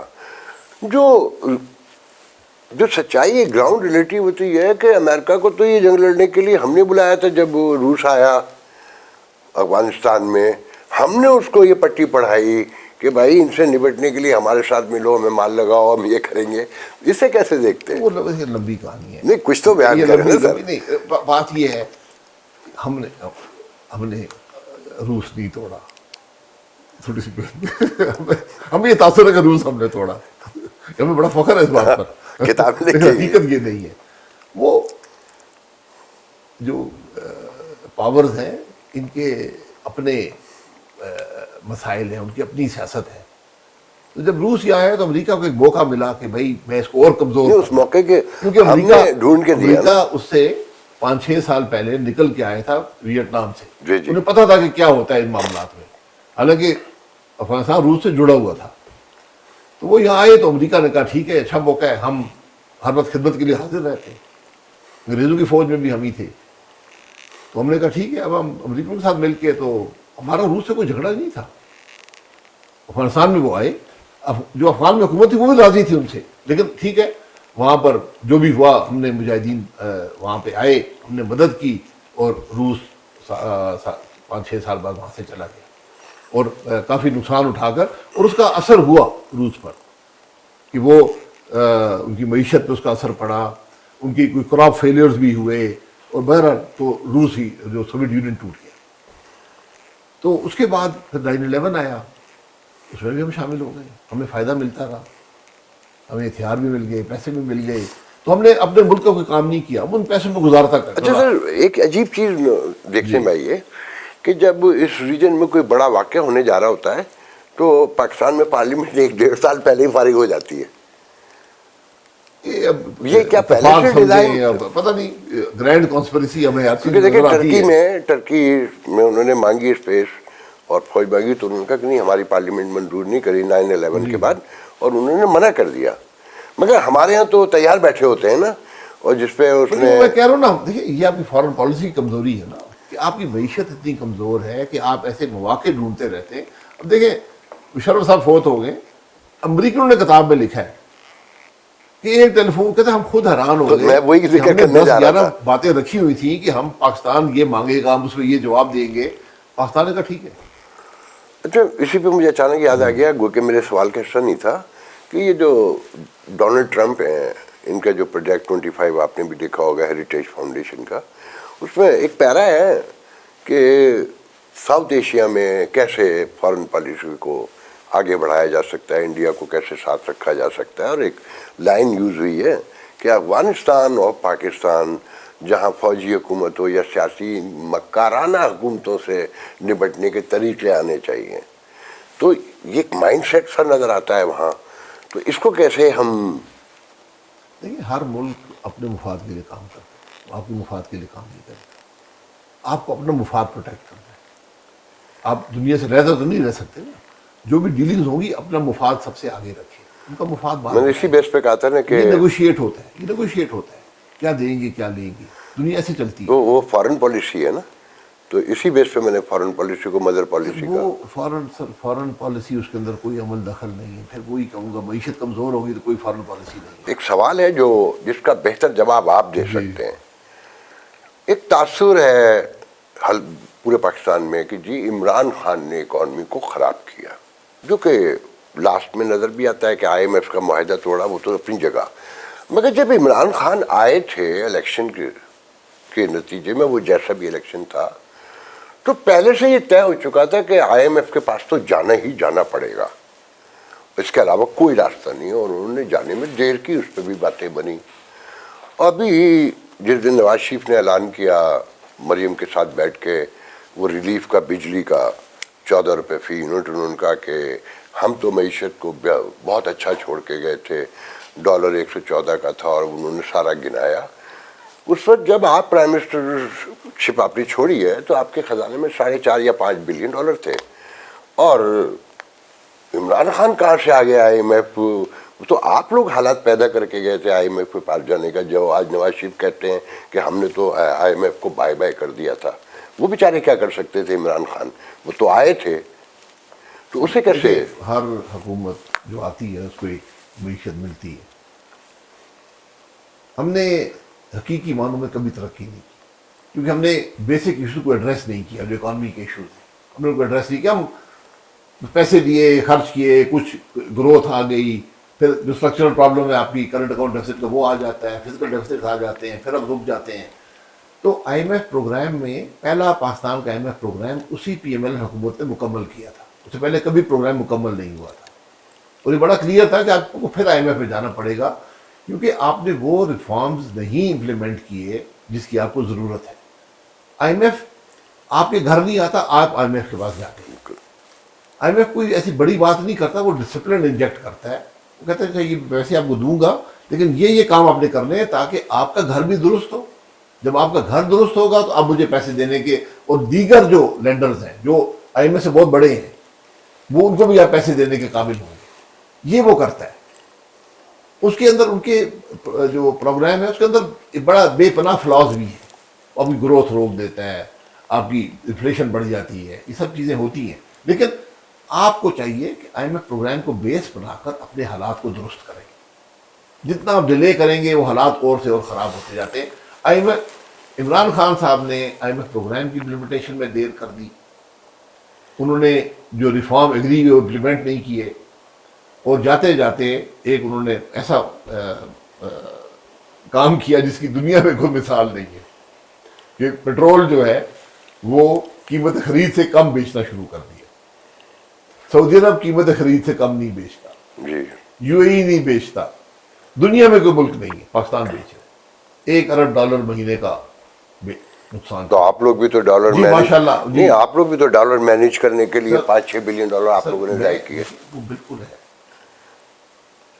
یہ پی ڈی ایم والی حکومت آئی, پہلے دن ختم کرنا چاہیے تھا اس کو, 4 مہینے اور چلتا. نہیں, آپ کی حکومت میں ڈالر کو مینیج کرنے پہ جو 5-6 بلین ڈالر, ساری حکومتیں کرتی نہیں ہیں ڈالر کو. آج بھی ڈالر کو مینیج کیا جا رہا ہے, یہ کوئی نئی بات نہیں ہے, یہ درست بات نہیں ہوتی. لیکن آپ دیکھتے ہیں کہ کیا مینیج کرنے کا نقصان زیادہ ہے, یا میں اس کو اوپن چھوڑ دوں تو ملک کے عوام پر کیا ایفیکٹ آئے گا. یہ ایک بڑا ڈیفیکلٹ کوشچن ہے, بڑا ڈیفیکلٹ بیلنس ہے. اچھا سر, ایک تو ڈومیسٹک ویژن ہے, پکچر ہے کہ بدعنوانی ہے, سیاسی تقسیم ہے, مہنگائی, انفلیشن ہے, اور اراؤنڈ ہمارا تعلقات ہیں. ایک لارجر پکچر ہے, لارجر ویژن ہے. آپ ایک پارٹی کو اب لیڈ کر رہے ہیں, آپ کا لارجر ویژن کیا ہے؟ لارجر ویژن اس ملک کے لوگ ہیں, یہ ملک ہے. آپ یہ کوئی ذاتی فیصلوں سے ملک نہیں چلتے. سب سے پہلے آپ کو سیاسی استحکام چاہیے, اس کے بغیر کچھ نہیں ہوگا. کوئی معیشت گرو نہیں کرے گی. سیاسی استحکام کے لیے آج آپ کو ملک میں رول آف لا چاہیے, آئین کا رول چاہیے. یہ بنیادی بات سمجھ آئے گی, جس میں شامل ہے الیکشن نہ چوری کریں. الیکشن چوری ہوتے ہیں جب آئین توڑا جاتا ہے. جب آئین ٹوٹے گا ملک نہیں چلے گا. پہلی ایک ریاست کی بنیاد قانون پہ ہے، آئین کے اوپر. اگر آپ بنیاد کو ہی نہیں مانتے پھر آپ کیسے ملک چلائیں؟ سر جمہوریت کی ایک تعریف ہے جو آپ مجھ سے بہتر سمجھتے ہیں. ایک یہاں تو جو جلسے میں شرکت کرنے آتا ہے اسے کارکن قرار دے دیا جاتا ہے، جو ریلی میں آس پاس لوگ کھڑے ہیں انہیں بھی کارکن بنا دیا جاتا ہے. کارکن ہے جو اپنا ٹائم چھوڑ کر آئے ہیں، کارکن نہیں، ہے. اگر ایک آدمی شوق سے صرف آپ دیکھنے گیا ہے کہ بادشاہ صاحب کیا فرما رہے ہیں تو کارکن نہیں ہے وہ. شوق تو پیدا ہوا نہیں، کارکن ہی لیکن جو سیٹل جمہوریتیں ٹھیک ہیں ہے. وہاں تو ایک رجسٹر ہے، اس میں نام لکھا ہے، ڈیلیگیٹس ہیں اور سو مینی تھنگس. جب پھر نہ آئین کا مفہوم یہاں صرف اشرافیہ کو معلوم ہے جو 5 کروڑ روپے کا وکیل ہائر کر سکتی ہے، سپریم کورٹ جا سکتی ہے. آپ سمجھتے ہیں کہ الیکشن ہی اور پھر ہر حلقے میں مینیج ہوتا ہے وہ، جو میں نے خود بھی دیکھا ہے. تو اس جمہوریت سے کچھ نکلا. کیا یہ ضروری نہیں کہ پہلے جمہوری اقدار کو فروغ دیا جائے، ایک بڑی ایسی قومی حکومت جس پہ جیسے آپ نے کہا کہ سب کا کنسنسس ہو اور لوگوں میں پہلے شعور آئے. مثال تو آج امریکہ میں مجھ سے کسی سے، یا آپ کو بھی پتہ ہوگا کہ جناب امیگریشن ایشو ہے، انفلیشن ایشو ہے، فارن پالیسی ایشو ہے اور ہیلتھ کیئر ایشو ہے. یہ ایشو اس پہ الیکشن ہو رہا ہے کہ ٹیکس کے اوپر کہ ڈونلڈ ٹرمپ دے گا یا وہ دے گا. کیا یہ سب عوام کو شعور ہے؟ ایک بڑی سے جہاں 2,70,000 بچے اسکول ہی نہیں جاتے، جو جا رہے ہیں انہیں کیا مل رہا ہے وہ آپ مجھ سے بہتر سمجھتے ہیں. جتنا سیاسی شعور پاکستان کے عوام کو ہے امریکہ کے عوام میں نہیں. یہ میں آپ کو بتا دوں، سیاسی شعور کی بات کر رہا ہوں. ہو سکتا ہے ہماری تعلیم نہ ہو، آپ ان پر اعتماد کریں. آپ کسی کو حق حاصل نہیں ہے وہ یہ کہے کہ اس ملک کے لوگوں میں شعور نہیں ہے، وہ جانتے نہیں ہیں، ہم فیصلہ کریں گے. یہ غلط فیصلہ کریں. پولیٹیکل شعور کی بات ہو. پولیٹیکل آپ 3 الیکشن فیئر دیں اس ملک کو، 3 فیئر الیکشن دیں. تیسرے الیکشن پہ بالکل درست فیصلے ہوں گے. ایک دفعہ غلطی کر جائیں، کسی دھوکے میں آ جائیں، کنارے میں آ جائیں. تو 88 سے تو الیکشن ہو رہے ہیں نا. میں نے سارے لڑے ہیں. رہنے دیں. اچھا، یہ جو آخری الیکشن آپ یہاں سے ہارے تھے. میں نہیں لڑا آخری الیکشن. نہیں، جو نواز شریف کے جو بعد میں تو آپ لاہور جا کے لڑے نا، جو آخری الیکشن یہاں سے لڑے تھے. میں اور 2 ہار گئے الیکشن تھے. لڑا تھا، ایک پارٹی کے کہنے پر، ایک اسلام آباد. نہیں تو وہ آپ خود ہارے تھے یا ہروایا گیا تھا؟ میں نے کبھی اس کو کنٹیسٹ نہیں کیا، لیکن بڑی سمپل دلیل میرے پاس، شواہد بھی موجود ہے، دلیل بھی ہے. اس کو رہنے دیں. اس کے بعد مجھے پارٹی نے کہا لاہور سے لڑو. میں نے کہا تھا میں نہیں لڑنا چاہتا. انہوں نے کہا کہ ہماری ضرورت ہے وہاں سے لڑیں. یہ میاں صاحب نے مجھے خود وہاں بھیجا تھا. اچھا، آپ 3 فری اینڈ فیئر الیکشن اس ملک کو دے دیں، درست ہو جائے گا. اب آپ کو ایک اور مسئلہ پیدا ہو گیا. یہ جو ہم نے الیکشن سارے چوری کیے ہیں نا، ہم نے ایک طبقہ بنا دیا اس ملک کے اندر جس کی تعداد بڑھتی جا رہی ہے، بڑی ہو گئی ہے، جو کل اس ملک کی سیاست کو خرید لیں. یہ آپ کے لیے بہت بڑا مسئلہ پیدا ہو. ان کو آپ نے اتنا مضبوط کر دیا ہے بڑے بڑے عہدوں پہ رکھ کر کہ آج آپ کی ملک کی سیاست کو آگے نہیں چل سکتے. اب ہم سر کرنٹ سچویشن پہ آتے ہیں. آپ 8 بار ممبر قومی اسمبلی رہے ہیں. جو پارلیمنٹ میں ہوا، کیا یہ کسی جمہوریت میں ممکن تھا کہ ڈھاٹے لگا کے، نقاب لگا کے لوگ پہنچ جائیں؟ اور اگر ایسا ہو جاتا تو کیا وہ اسپیکر اپنے عہدے پر بیٹھا رہتا؟ لیکن بالکل غلط ہے. یہ کسی دنیا میں یہ بات قابل قبول نہیں ہے. اسپیکر صاحب کو وہ کہہ رہے ہیں کہ میں نے اجازت نہیں دی. ان کی اجازت بغیر کام نہیں ہو سکتا. بھائی پارلیمان کے اندر سے آپ نہیں، قانون، یہ نیشنل اسمبلی کے رولز ہیں کہ آپ نہیں گرفتار کر سکتے. اسپیکر سے اجازت لے کر سکتے ورنہ نہیں کر سکتے. قانون اسمبلی کے احاطے میں. آپ باہر گیٹ پہ آپ نہیں، جب وہ یہ کہتے ہیں کہ میں نے اجازت نہیں دی تو انہیں اپنی سیٹ پہ رہنا چاہیے. انہوں نے اجازت نہیں دی. اب آئی جی صاحب کہہ رہے ہیں کہ میں نے سارے رول فالو کیے. وہ کہتے ہیں میرے پاس اس کا مطلب تو یہ ہے نا کہ اجازت دی. یہ ہو گیا. نہیں، اب یہ نہیں پتا. دونوں صورتوں میں اسپیکر صاحب کو اب کچھ کرنا پڑے گا. اب اگر وہ تحفظ نہیں دے سکے پارلیمان کے ممبران کو تو پھر وہ پھر ادارے کو کیا تحفظ ملے گا؟ یعنی پولیس یہ انتظار بھی نہیں کر سکی کہ وہ وہاں سے گیٹ 50 میٹر بھی نہیں ہے، گیٹ پہ گرفتار کرتے ہیں نا. یہ آپ کو دکھایا گیا کہ اس قومی اسمبلی کی حیثیت کیا ہے، اس پارلیمان کی حیثیت کیا ہے. ایگزیکٹلی. میں تھوڑا عرصہ زیادہ رہا ہوں اسمبلی میں. 94 کے اندر ایک جمہوری جماعت برسر اقتدار تھی، وہ بدماش لے کر آئے تھے، انہوں نے گیلری میں بدماش بھرے تھے. وہ کون سی جماعت تھی؟ چھوڑے نام لے سے، جنہوں نے حملہ کیا اپوزیشن پر. میں نے خود اپنے ہاتھوں سے ان کا مقابلہ کیا. ان کے پاس ڈنڈے بھی تھے. اسمبلی میں ڈنڈے لے کے اسمبلی پہنچ کے گئے. اندر بدماش 2 MNAs کو میں نے خود اٹھا کر ہم نے ان کو اسپتال پہنچایا. راؤ کیسر صاحب اور ضیاء الحق صاحب. ضیاء الحق صاحب بڑے بھاری بھرکم آدمی تھے. میرے سامنے کو 20 آدمی ان کو، جس طرح آپ فلموں میں دیکھتے ہیں نا مار رہے ہوتے ہیں، 20 آدمی مار رہے ہیں. اسمبلی جب ایلیویٹر جب گھستے ہیں وہاں اس جگہ پہ، تو ہم نے ان کو مقابلہ کر کے، ہمارے ساتھ بھی 5-6 لوگ تھے، ہم ان سے لڑے، ہم نے ان کو مقابلہ کیا اور ان کو چھڑایا. یہ 2 آدمی ہم تو ان کو قتل کر دیتے. یہ کئی مہینے اسپتال میں رہے یہ افراد. یہ چیزیں ہوئی ہیں، لیکن یہ حالات کبھی نہیں ہوئے کہ پولیس آ کر گرفتار کر رہی ہے اسمبلی کے ہاتھے سے. اب کیا رہ گیا آپ کے پاس؟ پھر اب اگر آپ مجھ سے پوچھتے ہیں، اس سے چند دن پہلے ایک قانون بنا جو اس بات کی اجازت دیتے ہیں. اس اسمبلی نے بنایا، باقاعدہ قانون بنایا کہ پولیس انٹر ہو سکتی، فورسز آ سکتی ہیں اندر نہیں. لیکن انہوں نے کہا کہ کسی بھی اسمبلی کو جہاں 15 آدمی سے زیادہ ہو، ایک SHO DC کو انفارم کر کے اس اسمبلی کو ان لافل قرار دے سکتا ہے. تو اسمبلی تو پھر اسمبلی ہے.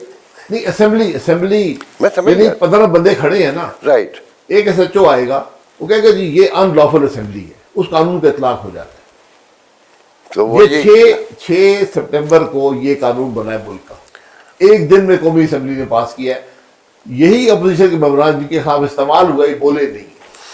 اچھا سر، بلوچستان کے جو سیاستدان ہیں، پورے ملک کے انٹلیکچوئلز ایک طرف ہیں کہ ان کے حقوق سلب ہوئے ہیں، مسنگ پرسن سے لے کے، اور لمبی کہانی ہے. مگر پچھلے دنوں ISPR نے ایک پریس کانفرنس کی اور ریاست کے احسانات گنائے. وہ بتایا کہ ہم نے بلوچستان میں کیا کیا کیا، گوادر سے لے کر کہ جب پاکستان بنا تو 2500 کلومیٹر کی سڑکیں تھیں، اب 25,000 کلومیٹر ہیں اسکولوں کے، اور بڑے واقعات سنائے. آپ اس ساری بات کو کیسے دیکھتے ہیں، اور اس کا حل کوئی ریل نظر آتا ہے آپ کے خیال میں؟ حل انگریز چھوڑ گیا تھا. حل انگریز آپ کو دے کر گیا تھا.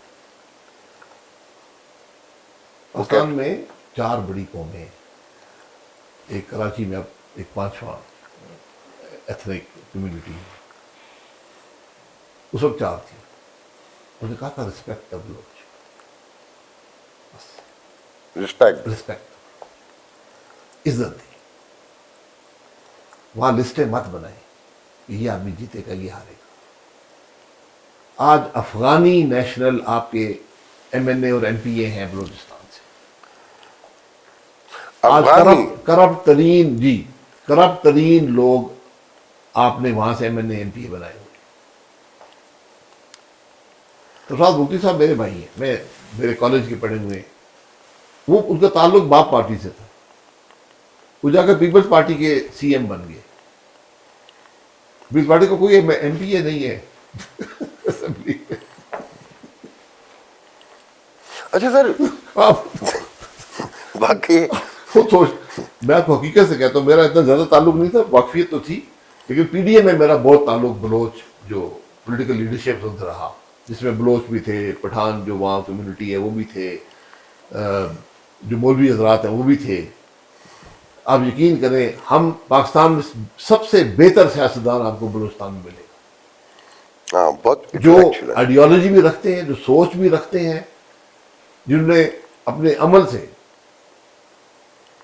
عمل سے ثابت کیا کہ ہم حاصل مزنجو صاحب کو لیں گے. اور بہت ایسے ہیں، ڈاکٹر مالک، ہم ان کو کبھی محب وطن بناتے ہیں، کبھی غدار بناتے ہیں. ان کو الیکشن ہرواتے ہیں. اب مینگل صاحب کیوں چلے گئے اسمبلی سے؟ ان کے پاس دو چوائسیز تھی، یا وہ سردار رہتے یا وہ ایم رہتے. تو انہوں نے کہا کہ میں اپنے لوگوں سے سر یہ جو اچانک چائنا اسٹریٹجک پارٹنر ہو گیا ہمارا، کس بات میں؟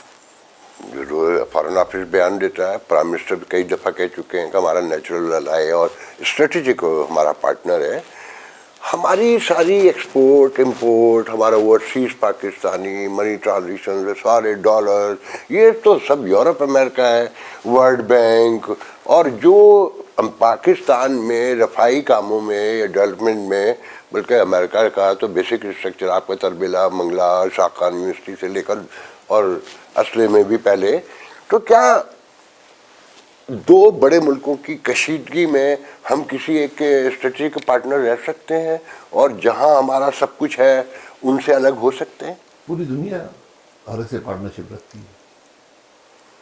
میں نے چائنیز لیڈرشپ سے میں نے ایز اے منسٹر بھی ان سے میٹنگس کی ہیں، ایز اے پرائم منسٹر بھی کی ہیں. انہوں نے کبھی نہیں کہا کہ اب امریکہ سے تعلقات توڑ دیں یا تعلقات میں کمی لے آئیں. وہ سمجھتے ہیں ان سب معاملات کو. یہ آپ کا کام ہے کہ آپ وہ بیلنس کیسے کریٹ کرتے ہیں. ہم کر سکتے ہیں. سیاسی عدم استحکام ہوگا، معیشت کمزور ہوگی، آپ نہیں کر سکتے. یہ سب چیزیں آپس سے جڑی ہوئی ہیں. آپ کی خود مختاری آپ کی معیشت سے جڑی ہے، آپ کی معیشت آپ کی سیاسی استحکام سے جڑی ہے، سیاسی استحکام الیکشن سے جڑا ہے، اور یہ سارا معاملہ آئین سے جڑا ہے. اس بات کو یاد رکھیں. بدل لیں آئین کو. کس کو فوج کا اختیار چاہیے، وہی آپ اور اختیارات لے لیں. بتائیں، ایک ڈبیٹ کر لیں ملک کے اندر. جوڈیشل چاہیے، ڈبیٹ کر لیں. ایگزیکٹو کو کیا چاہیے، پارلیمان کو. اس بیلنس کو بے شک شفٹ کر لیں، لیکن ایک نظام ہو. آئین توڑ کر ملک نہیں چلتے. امریکہ کے آئین میں حلف ہے، جو حلف اٹھاتا ہے صدر، نہیں، وہ علیحدہ قانون کے تحت. ہمارے آئین کے اندر حلف ہے. ہر آئینی عہدیدار، چاہے وہ سویلین ہو، جوڈیشل ہو، ملٹری ہو، وہ اٹھاتا ہے اوتھ اس آئین کے تحت، اللہ کو حاضر ناظر جان کے. ہمارا آئین پڑھے، بڑا خوبصورت آئین ہے. اچھا سر، یہاں ایک اور سب حلف توڑتے ہیں. اچھا سر، یہاں ایک کانسیپٹ بحث بھی اب شروع ہو گئی ہے کہ ریاست کا بیسک اسٹرکچر ٹوٹ گیا ہے، ادارے سب ٹوٹ گئے ہیں، مافیا بن گئے ہیں، حکومتیں بن گئے ہیں. ہر ادارہ جو ہے کوئی نیا بنتا ہے فوراً لوگ کہتے ہیں نئی رشوت کا کاروبار شروع ہونے والا ہے. تو یہ جو سیاسی عدم استحکام ہے اور یہ ساری، اس میں تو اس کے بیسک کوئی حالات کوئی نظر آتے نہیں. قومی حکومت آئے گی تو آپ کے خیال میں بیسک کن چیزوں کو ایڈریس کرے گی؟ کیا اس اسٹرکچر کو بھرنے کے ہر آپ نے مکمل ملک کے نظام کو بدلنا ہے. آپ بالکل ٹھیک کہہ رہے ہیں. یہ ناکام ہو گئے، یہ کرپٹ ہو گئے، ختم ہو گئے. یہ عوام کے لیے کچھ نہیں کر پائے گا. یہ آج آپ کے ملک کے چلنے میں ایک امپیڈیمنٹ ہے، ایک رکاوٹ ہے. یہ تمام ادارے جو ہیں، اب نیب کو لے لیں، ہر احتساب کی نعرے بار. 25 سال ہو گئے نیب کو، ملک کو ختم کر دیا. کوئی آدمی فیصلہ نہیں کرتا، ایک آدمی نیب نے نہیں پکڑا. 25 سال میں کوئی سیاستدان نیب نہیں پکڑ سکی. جو ادارہ بنا تھا، ایک آمر نے بنایا تھا سیاستدانوں کو پکڑنے کے لیے، ایک غیر آئینی قانون بنا کر. نہیں، احتساب تو پہلے آپ کی حکومت نے وہ سر، وہ احتساب، وہ شروع تو وہیں سے ہوا نا. شروع وہی ہے. ایک ادارہ شروع کیا نا، اس نے کیا کیا، وہ بھی ناکام تھا. لیکن یہاں ایک عامر آیا، اس نے اپنے نہیں بنایا. وہ 25 سال میں پرفارمنس کی بات کر رہا ہوں نا. تو نیب نے یہ ثابت کر دیا ہے کہ اس ملک کے تمام جو سیاستدان ہیں وہ پارساں ہیں. کوئی کرپٹ آدمی سیاست میں نہیں ہے. اگر آپ 25 سال میں لاکھوں روپے ایک چیئرمین لیتا رہا، وہاں جو آئیو لگے تھے وہ ارب پتی ہو گئے نکلے. ایک سیاستدان، ایک آدمی کو آپ نے کنوکٹ کیا، محمد نواز شریف. محمد نواز شریف کو کنوکٹ کیا، اور وہ بھی ایک دن بھی عدالت میں معاملہ نہیں ٹھہر سکا. سر وہ نواز شریف کا نامہ ہے تو جیسے عمران خان کی حکومت میں روز گفتگو ہوتی تھی کہ باجوہ سامنے بیٹھے ہیں اور عمران تعریفیں کرتے تھے کہ ہم ایک پیج پہ ہیں اور یہ جمہوریت کے سب سے بڑے چیمپئن ہیں. اب شہباز شریف بھی اسی طرح کر رہے ہیں کہ ہم پہلی بار ایک پیج پہ ہیں اور ایسا کبھی نہیں ہوا, اور سامنے وہ بیٹھے شرما رہے ہوتے ہیں. اچھی بات ہے ایک پیج پہ ہونا, لیکن نہیں اس کا کیا ملک آگے چلا ہے؟ نہیں, دنیا میں کبھی اس طرح سے ہوتا ہے کیا؟ میں کیا کہہ سکتا ہوں, دنیا میں ہم وہ بہت سی چیزیں کرتے ہیں دنیا میں نہیں ہوتی, لیکن وہ آئین کے مطابق حکومت چلائے نا. بالکل آپ سب تعریف کے قابل ہوں گے جب آپ کچھ کریں گے, جب آپ ملک کو کچھ دیں گے, جب آپ اس ملک کی عوام کی فلاح ہوگی, ملک چلے گا, تو اس وقت بالکل ایک دوسرے کی تعریفیں دن رات کریں. اس وقت تک صرف ٹی وی شیل بند کر دیں. اچھا سر, یہ افغانستان طالبان جو کبھی ایسٹس تھے اچھے برے کی بھی, سب آپ کو پتہ ہے, جن پہ ٹائم بھی لگایا, بربادی بھی دیکھی, وہ سب ناکام نظر آتا ہے ہر پالیسی.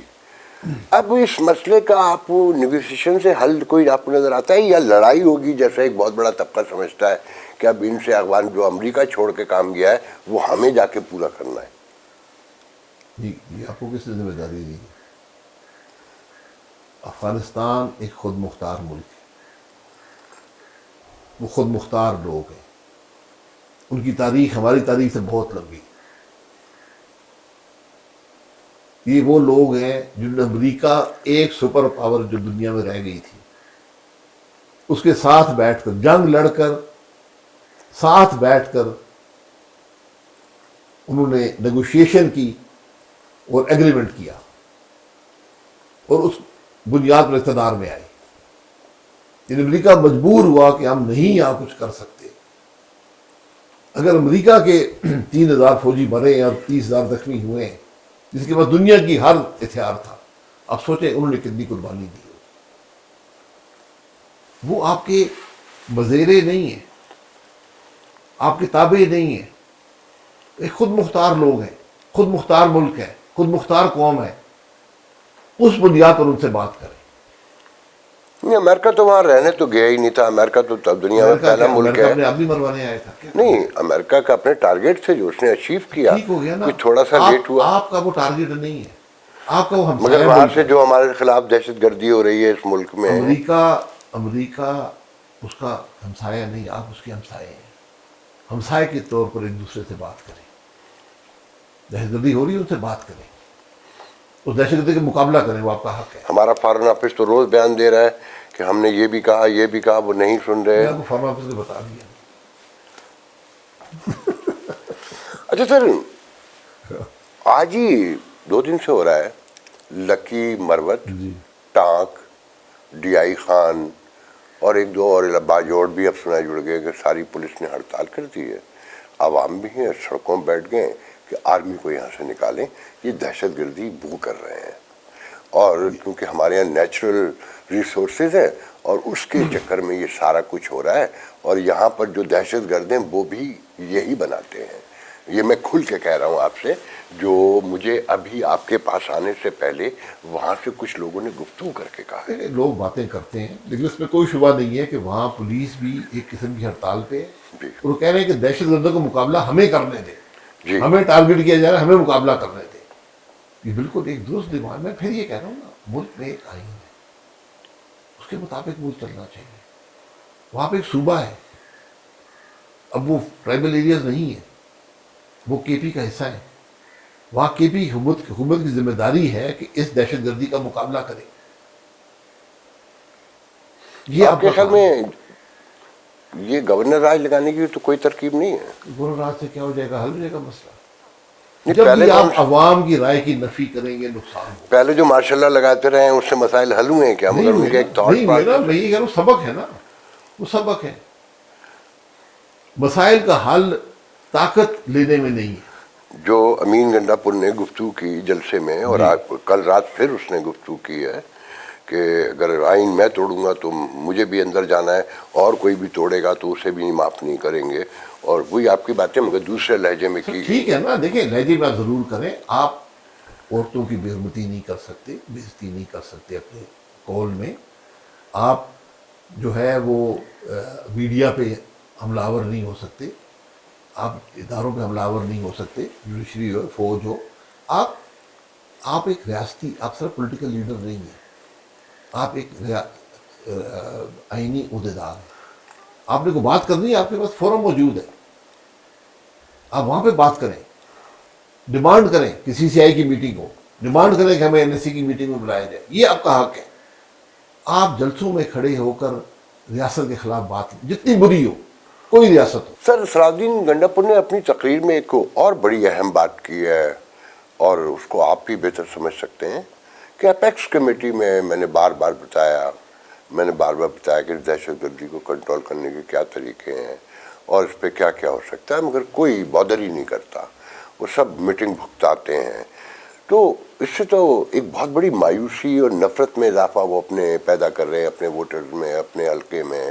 اس کے کیا نتائج دیکھتے ہیں؟ اس کے نتائج بڑے منفی ہوں گے، کیونکہ اگر وفاق صوبے کو نہیں مانے گا اور صوبہ وفاق کو نہیں مانے گا تو ملک کے معاملات نہیں چل پائیں گے. اور یہ بیلنس ہم نے 2013 سے 18 تک رکھا، پھر یہ بیلنس تباہ کر دیا گیا. جس طرح حکومتیں چلائی گی، آج بھی وہ بیلنس نہیں ہے. آج آپس میں دشمنی سمجھی جاتی ہے. آپ دشمن نہیں ہو سکتے، نہ وفاق صوبے کا دشمن ہو سکتا، نہ صوبہ وفاق کا دشمن ہو سکتا. ان کے مسائل ہیں، ان کو حل کریں، اس کی بات سنیں. یہ وفاق کا کام ہے، اس کی مدد کریں، اس کو کرنے دیں. اگر پولیس کے پی کی کہہ رہی ہے کہ ہم مقابلہ کریں گے دہشت گردی کا، انہیں بولے چلیں آپ آگے ہو، ہم آپ کے ساتھ ہیں. وہ محسوس آج وہ برداشت کریں، ان پہ حملہ آور ہو رہے ہیں دہشت گرد. وہ کہہ رہے ہیں کہ ہمیں ٹارگیٹ کیا جا رہا ہے، ہمیں اختیار نہیں ہے کہ ہم ان کو مقابلہ کر سکیں. یہ کہہ رہا ہوں کہ ہم نے جب بھی یہ سب معاملہ پھر آئین پہ آتا ہے. آپ جس پاکستان کے مسئلے کو دیکھیں گے، اس کی ایک بنیاد آئین سے ہٹنا. 9 مئی کو کیسے کنکلوڈ کرتے ہیں، لیبریٹ کرتے ہیں آپ؟ 9 مئی میرے نزدیک اس ملک میں ایک سانحہ ہے. کیوں سانحہ ہے؟ کہ اس ملک کے لوگ جو بھی ان کی موٹیویشن تھی، اور میں یہ نہیں مانتا کہ یہ چلے میری اس بات کو چھوڑ دیں، لیکن لوگ جا کے فوج کی تنصیبات پہ حملہ آور ہوئے، یہ بات تو آپ بھی مانیں گے. نہیں، بالکل. کیا یہ قابل قبول ہے؟ مگر یہ پاکستان کی تاریخ میں نہیں ہوا. نہیں، آپ کے خیال میں یہاں یہ نہیں سوچنے کی ضرورت ہے کہ انہوں نے ایسا کیوں کیا؟ نہیں، میں کسی کو کرنے کی اجازت نہیں، یہ کرنے کی اجازت نہیں، معذرت سے کہتا ہوں. اب اس کے اندر اس کے دو پہلو ہیں. ایک کہ حکومت نے کیوں کچھ نہیں کیا. حکومت کی ذمہ داری تھی کہ پروسیکیوٹ کرے. ویڈیو فلمیں ہیں، لوگوں کا پتہ ہے، ان کو اریسٹ کریں، ان کو عدالتوں میں کھڑا کریں، اور دن رات 1.5 سال تو ہو گیا. وہ تو بلکہ میں یہی وہ تو اب یہ کہتے ہیں لائن اپروف. میں یہی کہہ رہا ہوں نا، اب نے وقت ضائع کر دیا. اب 1.5 سال بعد جو بھی آپ کریں گے مانے گا کوئی نہیں. سوا 16 مہینے ہو گئے. یہ حکومت نے پتہ نہیں کیوں میری سمجھ سے باہر ہے. دوسری بات یہ ہے کہ کیا اس کے اندر کوئی مشاورت ہوئی یہ کام کرنے کے لیے، یعنی یہ کانسپریسی تھی یا نہیں. میں نے خود لوگوں نے مجھے بتایا کہ ہاں میٹنگز ہوئی تھی، پی ٹی آئی کے لوگوں نے بتایا. یہ بڑا گہرا مسئلہ ہے. اس کو پی ٹی آئی کی ذمہ داری ہے کہ اس کو کلیریفائی کرے، حکومت کا کام تھا پروسیکیوٹ کرے. ان دونوں نے نہیں کیا. آپ کے خیال میں عمران خان کو جیل میں رہنا چاہیے؟ دیکھیے، میرے خیال میں اگر کسی نے قانون توڑا ہو، سیاسی آدمی کو آپ جیلوں میں مت ڈالا کریں، ان کو پروسیکیوٹ کریں، عدالتوں میں کھڑا کریں. شہادت انصاف کا نظام یہی ہے نا.